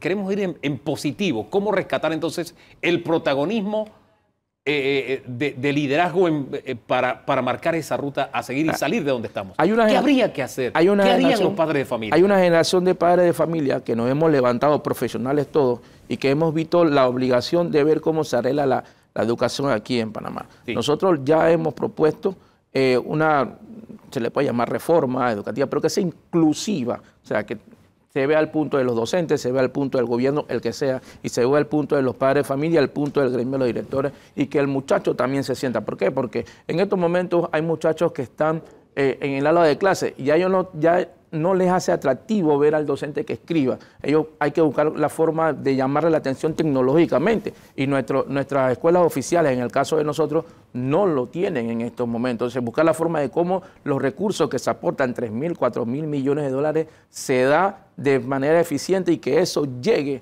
a los centros educativos. Aquí estamos grabando muchachos de informática y ni siquiera hay un salón de informática dentro de ahí. Entonces, ¿cómo hacemos esto? Entonces, eso implicaría un cambio de mentalidad y de acción en el aula de clases total. ¿Habría disposición de los docentes de asumir esos retos? Claro que sí, nosotros tenemos la disponibilidad. Mira, nosotros las organizaciones magisteriales nos hemos reunido para buscar ese objetivo que es el estudiante.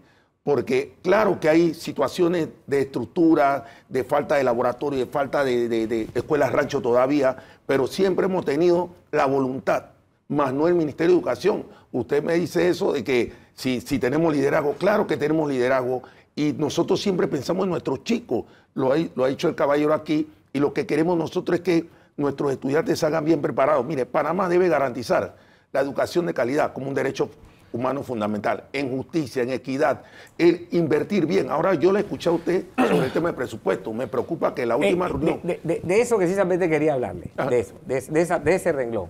Antes de que estuviéramos hablando de recortes, este gobierno había aprobado un presupuesto significativamente elevado en el renglón de educación con respecto al anterior. Si uno lo escucha a ustedes, se da cuenta que hay importantes falencias todavía. ¿Qué va a pasar si se recorta? Uno. Y dos, en atención a los subsidios que se están dando, mi pregunta es, ¿el subsidio es de justicia social o se está subsidiando la mediocridad? Yo he sido uno de los que en su momento en la administración Molinar dije con el tema de la beca universal, había que hacer una reestructuración de la beca, porque se cuestionó mucho que el estudiante que ahora cobra $90 primaria, saca 3, el estudiante que estaba bien, ahora dice, mamá, ¿para qué voy a estudiar si mira, el compañero mío sacó 3? Entonces se habló de ese tema de la mediocridad. Yo dije claramente que la ley 3 tiene que sentarse para modificar este tema del PASEU. En el tema del presupuesto, mire, el tema del presupuesto, 3.595 millones de dólares para Meduca solamente, fue una lucha que tuvimos el año pasado, y ahora escucho que van a haber recorte del presupuesto. La ministra no dijo, ojo, ese presupuesto todavía no está oficial, eso de repente se puede recortar. Nosotros no vamos a permitir que el ministro Alexander nos recorte. Él ha hecho prácticamente recortes en su periodo, en los 4 años que ha tenido, ha hecho recortes a las universidades, a la educación de este país. Nosotros vamos a permitir que se recorten los 3.595 millones más. Queremos participación, le dimos a la ministra cómo se van a dar los proyectos de llegarse a dar este presupuesto de 7% para el próximo año 2024. Queremos la participación en esa mesa, todos los proyectos que se van a dar para priorizarlo, para mejorar la calidad de la educación, que es un derecho humano fundamental. Sí. La mejor inversión con eficacia y organización administrativa. El mismo tema, presupuesto, cómo le están observando los padres de familia, qué se acepta, qué no se acepta, qué se puede hacer, qué no se puede hacer. Nosotros entendemos siempre que lo que se da como presupuesto debe llegar y permear en los centros educativos, y eso no se está viendo. Ya le ponía el ejemplo de los talleres de informática. Así estamos en todos los IPT, así estamos, usted vio este año huelgas casi en todos los planteles por falta de infraestructura y escuelas que se estaban cayendo. Entonces, mientras que nosotros veamos una cantidad elevada, ya sea recortada o no, de presupuesto para la educación y no se vea reflejado en nuestros centros educativos, entonces hay un problema que se está perdiendo el dinero en uno de los escalafones y no está llegando donde tiene que llegar verdaderamente. Ahora, el tema, siempre nos enfocamos en los recursos y bueno, vamos a hablar de economía porque todo gira en torno a la economía, pero a veces no siempre es plata y no todo es plata. A veces la disposición del corazón que haya de parte de cada uno de los sectores, ¿no? Fíjense que hemos hablado de lo que otros pueden estar haciendo mal, pero también tenemos que hablar de lo que estaría yo dispuesto a hacer para mejorar. Por ejemplo, le pongo un ejemplo nada más. Los medios de comunicación educamos. ¿De qué forma? Por ejemplo, el bien hablar. Aquí usted no escucha en un programa un lenguaje altisonante, irrespetuoso, misógino, ni descalificaciones, porque nosotros estamos conscientes de que educamos con el bien hablar. Bien, esa es parte. Amén de muchas cosas. En medio de la crisis, por ejemplo, aquí se cedió espacio, pero de inmediato para que la pudiéramos enfrentar y que estos medios de comunicación se convirtieran en aulas de clases en todo el país. Esa es disposición, ¿verdad? Lo que yo puedo hacer y lo que yo estoy dispuesto a hacer. ¿Qué estarían dispuestos a hacer? Vamos a comenzar con los padres de familia, sabiendo que tiene que haber un acompañamiento, que hay estudiantes que después que salen de clases no necesariamente tienen el mejor acompañamiento en las casas. ¿Qué tiene que cambiar de nuestra mentalidad como padres para que se dé esa revolución? Fíjense que no estamos hablando de lo que tienen que hacer otros, ni en lo que han fallado otros, sino en que yo debo hacer algo en pro de. Yo creo que los padres de familia siempre estamos dispuestos a ayudar a nuestros hijos en el escenario que sea. ¿Qué pasa? También tenemos un problema social, que la mayoría de las familias, en el caso de las escuelas oficiales, son disfuncionales. O está el papá o está la mamá. Y si está la mamá, pobre, porque tiene que salir a buscar el pan y regresa tardísimo en la noche, ¿no? Entonces, el acompañamiento que se pueda dar en ellos es bastante extra para poder ayudar a sus muchachos, amén del que tenga las dos partes de padres en la misma familia, que tenga el papá y la mamá. Aparte de eso, tener en cuenta que la deserción escolar se da también porque nosotros, en nuestros corregimientos, tenemos mucha influencia de bandas delictivas allí. Y al no tener la capacidad para que nosotros podamos supervisar desde la casa a los muchachos, entonces pues llegamos allá a hacer los puntos malos allí. Siempre queda un espacio, siempre hay un espacio para hacer, porque eso que usted nos dice es cierto. Hombre, yo crecí en un hogar disfuncional, me crié con mi abuela y con una tía, en un valle de San Isidro cuando las calles eran de tierra y teniendo en mi casa pisos de tierra, pero había un seguimiento de una mujer que no sabía ni siquiera leer y escribir para que yo estudiara, o sea, había una responsabilidad de quien hacía la función de padre o madre. Por encima de cualquier banda. Sí, exacto. Y dicho sea de paso, por encima. Es la educación la que rompe. La que impacta, exacto. favoreciendo las bandas, pero no al revés. Lo que quise decir en ese sentido, ejemplo, un chico que se esté graduando de biología y la mamá no tenga la capacidad o el papá no tenga la capacidad de poder ayudarlo, va a necesitar algo extra más. Entonces, el impulso del padre de familia ahí entraría en la motivación. Busca YouTube, busca lo que puedas para poder ver que haga la tarea y que por lo menos ya hiciste la tarea lo que te puso el profesor, entonces ve y hazlo, pero no hacerle un tablero de Punnett, unas cuestiones de estas que se dentro de las allí, limitaciones siempre hay algo que se puede hacer. Desde algo tan básico como esto. Cuando yo llegaba a mi casa hablando con tiempo, mi abuela me daba aquí un cocorro y me decía, aquí nadie habla como maleante. Y gracias a eso, yo tengo la forma de expresarme que he heredado de esa parte formación. Siempre la vas a tener, papá. Los profesores, los docentes, para concluir, ¿qué están dispuestos a hacer en esa revolución sabiendo que ya no se puede seguir haciendo lo que antes se hacía, Bueno. o que lo que se ha hecho por costumbre nos tiene donde estamos? Bueno, los maestros y profesores siempre lo hemos estado haciendo y lo vamos a seguir haciendo de esta forma porque, como lo dijo el caballero, no solamente hay problemas de pandillerismo y de áreas rojas en comunidades, también hay problemas socioeconómicos, también pobreza extrema y pobreza nutricional.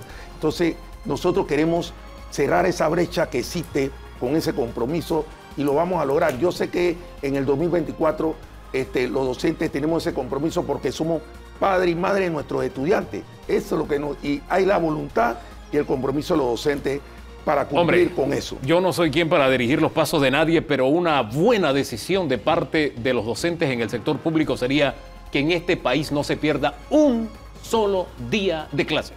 Esa sería una colaboración en positivo. ¿Qué tenemos que enseñar a través de la lucha? Los jóvenes nos enseñaron que se puede trabajar, cumplir con el horario de trabajo y luchar en las calles sin afectar a otros. Así que tenemos que ir aprendiendo con las lecciones e insisto en saber qué más podemos hacer, qué más podemos dar cada uno de nosotros, porque el que está saliendo mal calificado es el país.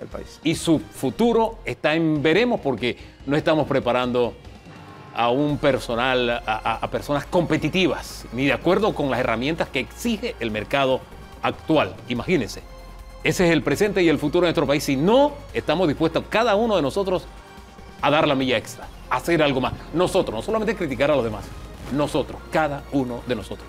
Vamos a la pausa, el tema económico para cerrar el día de hoy en breve.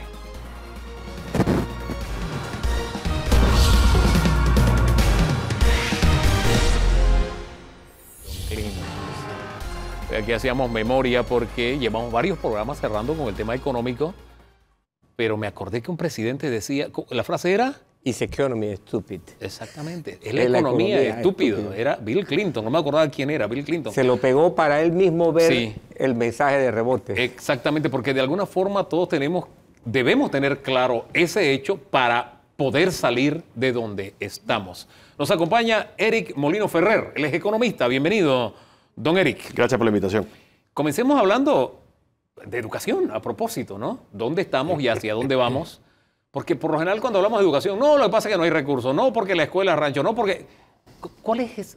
¿Qué medición en materia económica podemos hacer para saber si estamos invirtiendo bien, si lo que tenemos lo estamos usando como debemos usarlo y que por ende vemos los resultados que al final tenemos, por ejemplo, en PISA? ¿Cuál es su visión sobre este aspecto? Mira, y has dicho una métrica clave, no es un tema de recursos, porque se les da un porcentaje importante del PIB a la educación, pero de todas maneras vemos todos los años escuelas que están destruidas o que no se han hecho el mantenimiento, no estamos viendo que estamos subiendo en las métricas de educación a nivel internacional y entendamos, eso es lo que hace que haya menos inversión extranjera, eso es lo que hace que tengamos menos emprendimientos locales, tener un país que lamentablemente no está siendo competitivo a nivel internacional con educación. Y no es un tema de asignarle más recursos, lo que pasa es que se está asignando esos recursos, principalmente para funcionamiento. 90% del presupuesto del Meduca es funcionamiento. Entonces, no le está llegando ese recurso a lo que de verdad nos deberíamos enfocar. Ver si el currículum educativo está a la altura para competir a nivel internacional, ver si las escuelas tienen los laboratorios, ver si las escuelas tienen la infraestructura para poder estar dando clase a los muchachos. Entonces,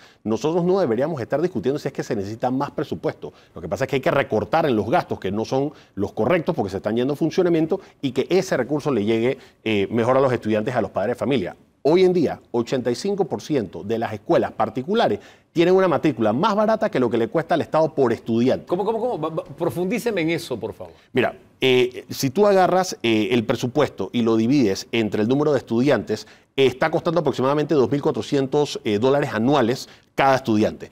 Pero ahorita mismo tú tienes 472 escuelas que representan 85% de las escuelas particulares, que su mensualidad es menor de $200, es decir, que la matrícula anual en el sector particular es menor y más efectivo y eficiente que lo que hace el Estado. Los resultados del sector privado, de la educación privada, definitivamente son mejores, pero lo que no tenía esa media de que usted nos está revelando esta mañana y que nos dice, bueno, lo que pasa es que si buscamos la eficacia o la eficiencia de la inversión, la estamos enfocando mal entonces. Está mal enfocada porque mientras más abultamos el gasto y ese gasto se va a aumentar la planilla del Meduca y agregar nuevos departamentos y nuevos ministerios y nuevos subministerios, al final no lo estamos enfocando a lo que necesitamos, que es mejor infraestructura, mejor calidad educativa, mejor apoyo al docente y mejor apoyo a los estudiantes. ¿Qué hacemos entonces? ¿Desahogar la educación pública favoreciendo la creación de más escuelas privadas? Hay bastantes propuestas que han funcionado en los países que hoy en día deberían ser nuestros referentes, Finlandia, Suecia, Singapur. Estamos bastante lejos de llegar a esos países, pero hay que hacer lo que ha funcionado.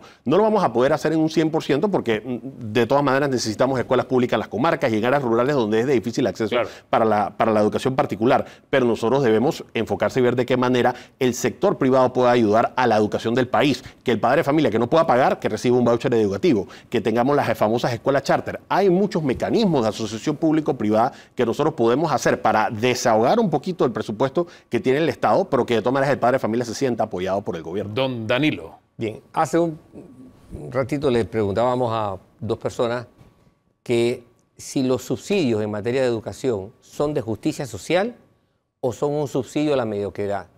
¿Cuál es su criterio? Mi criterio es que al final el subsidio no funciona ni en el corto ni en el largo plazo. Tú lo que creas es dependencia, tú lo que creas es clientelismo. Nosotros, y cuando hablo de subsidio, quiero hablarlo en todo el aspecto.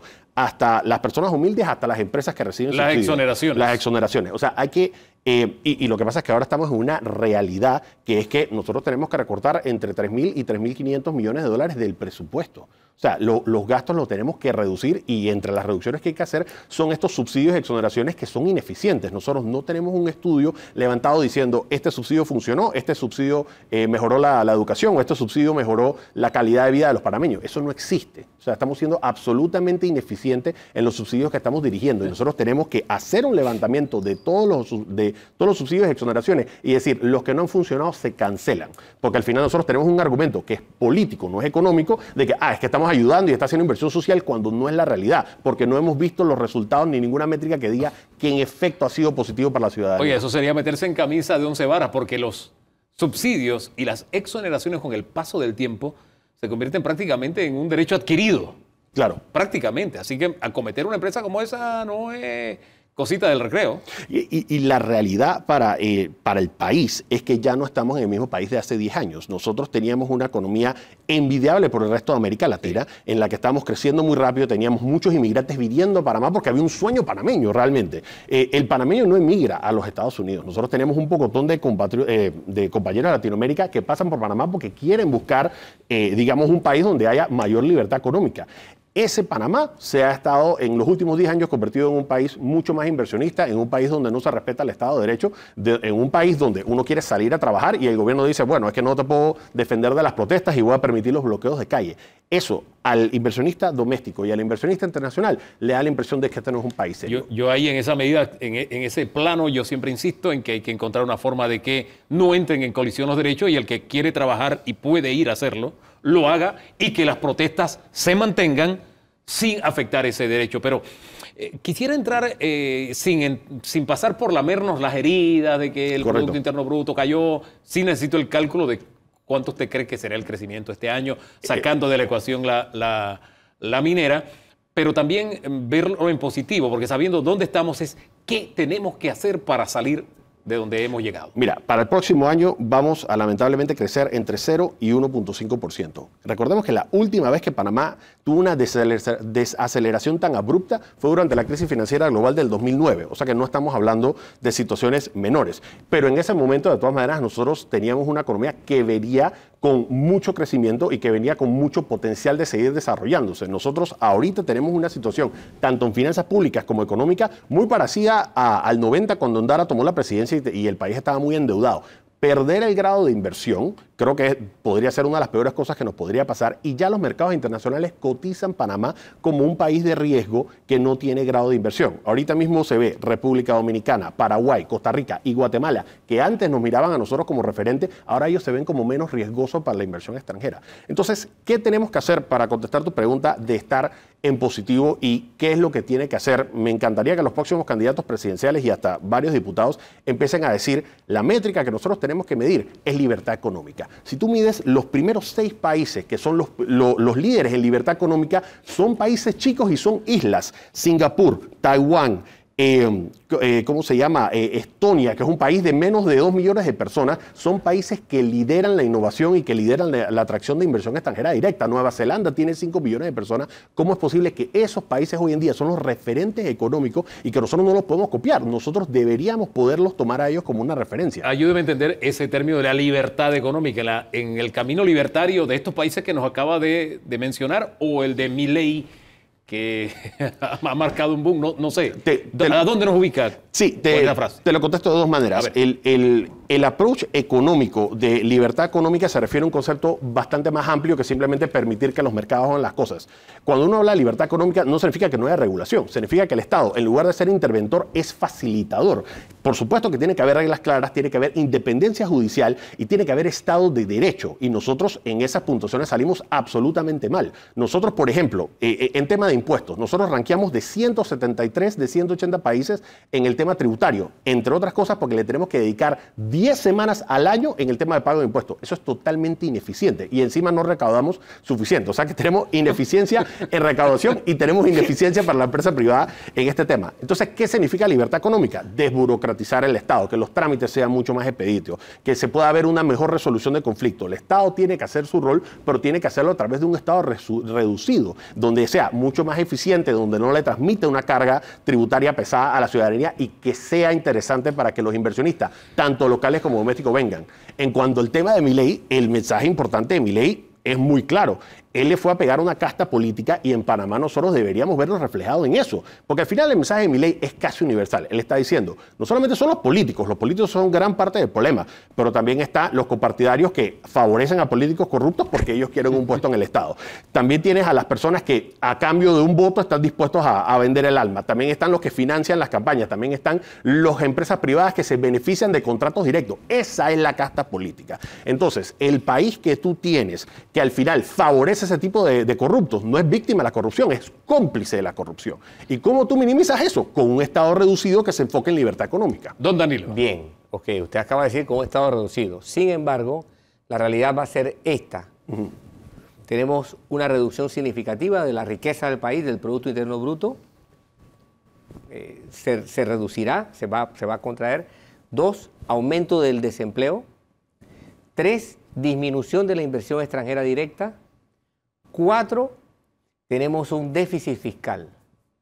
¿Cómo resolver 4 frentes de guerra sin tocar impuestos, sin pedirle a la gente que pague más impuestos? ¿Cuál es la magia que hay que hacer? Es que tocar los impuestos sería también una medida contracíclica. Es decir, cuando tú aumentas, si por ejemplo, que es la que han estado diciendo varios economistas y estoy muy en contra, que suban de 7 a 10% el ITMS, le estás dejando menos dinero a las personas y va a ser mucho más costoso. Eso va a reducir el consumo. Esa no es una buena métrica. Perdón. Y falta seguro social. Y falta la deuda del sector público, sector privado. Exacto. Y a los bancos y al Fondo de Ahorro de Panamá. Pero al final, si tú empiezas a poner esas métricas de subir los ingresos, no van a bajar los gastos. Cuando tú subes los ingresos del Estado, el Estado se gasta aún más dinero. Así que no va tanto por ahí. Ahora, has dicho una cosa que es bien importante. Normalmente la gente dice, cuando la empresa privada cae, el Estado tiene que meterse. Lo que pasa es que, claro, cuando el Estado se tiene que salir, no se sale y sigue interviniendo y sigue interviniendo. Y este es el momento de hacerlo. Este es el momento que debe hacerlo. Y lo que pasa es que no lo puede hacer ahorita porque ahora el costo del endeudamiento es demasiado alto. Así que tiene que apoyarse del sector privado, tiene que aprovechar asociación público-privado, tiene que aprovechar, crear una nueva marca país que se enfoque el turismo, que se enfoque la logística, que se enfoque el comercio, pero tiene que permitir que a través de un Estado de Derecho, reducción de la burocracia, reducción de la corrupción, que venga ese inversionista. Pero tiene que hacerlo, no puede estar de brazos cruzados. Es que no hay de otra. El otro día salió una caricatura muy importante diciendo, no, es que lo que pasa es que de peores cosas hemos pasado y nos hemos recuperado. Es que tenemos que hacerlo como país, pero tenemos que hacerlo con una política pública enfocada al que quiera emprender, que pueda emprender y que no tenga un Estado interventor, sino un Estado facilitador, que desburocratice, que el dinero que nosotros pagamos de impuestos no se vaya para pagar planillas y subsidios, sino en infraestructura, cosas que aumenten la capacidad productiva del país. Eso es lo que tenemos que hacer. Y nuevamente, el ejemplo es Singapur, Taiwán, Nueva Zelanda, Estonia, son países chicos que lo han logrado. Hombre, si lo han logrado otros y si lo hemos logrado en otras oportunidades nosotros, claro que podemos, pero se necesita que nos muestren la brújula a seguir y esa brújula también de alguna forma corregirla entre todos. Pero el silencio o el no aceptar la situación que estamos atravesando puede profundizar aún más la crisis en que nos encontramos, y eso quedó patente en las diversas entrevistas que hicimos esta mañana. Gracias, don Eric, por habernos acompañado, a usted, don Danilo, a usted por la sintonía, como siempre, cada domingo esta tarde, usted sabe, a las 3 en Eco TV, el programa completo y disponible, como siempre, en nuestras plataformas. En lo que resta del fin de semana, seguimos haciendo el esfuerzo y nos regalamos el mejor domingo de nuestras vidas, ¿le parece? Bendiciones.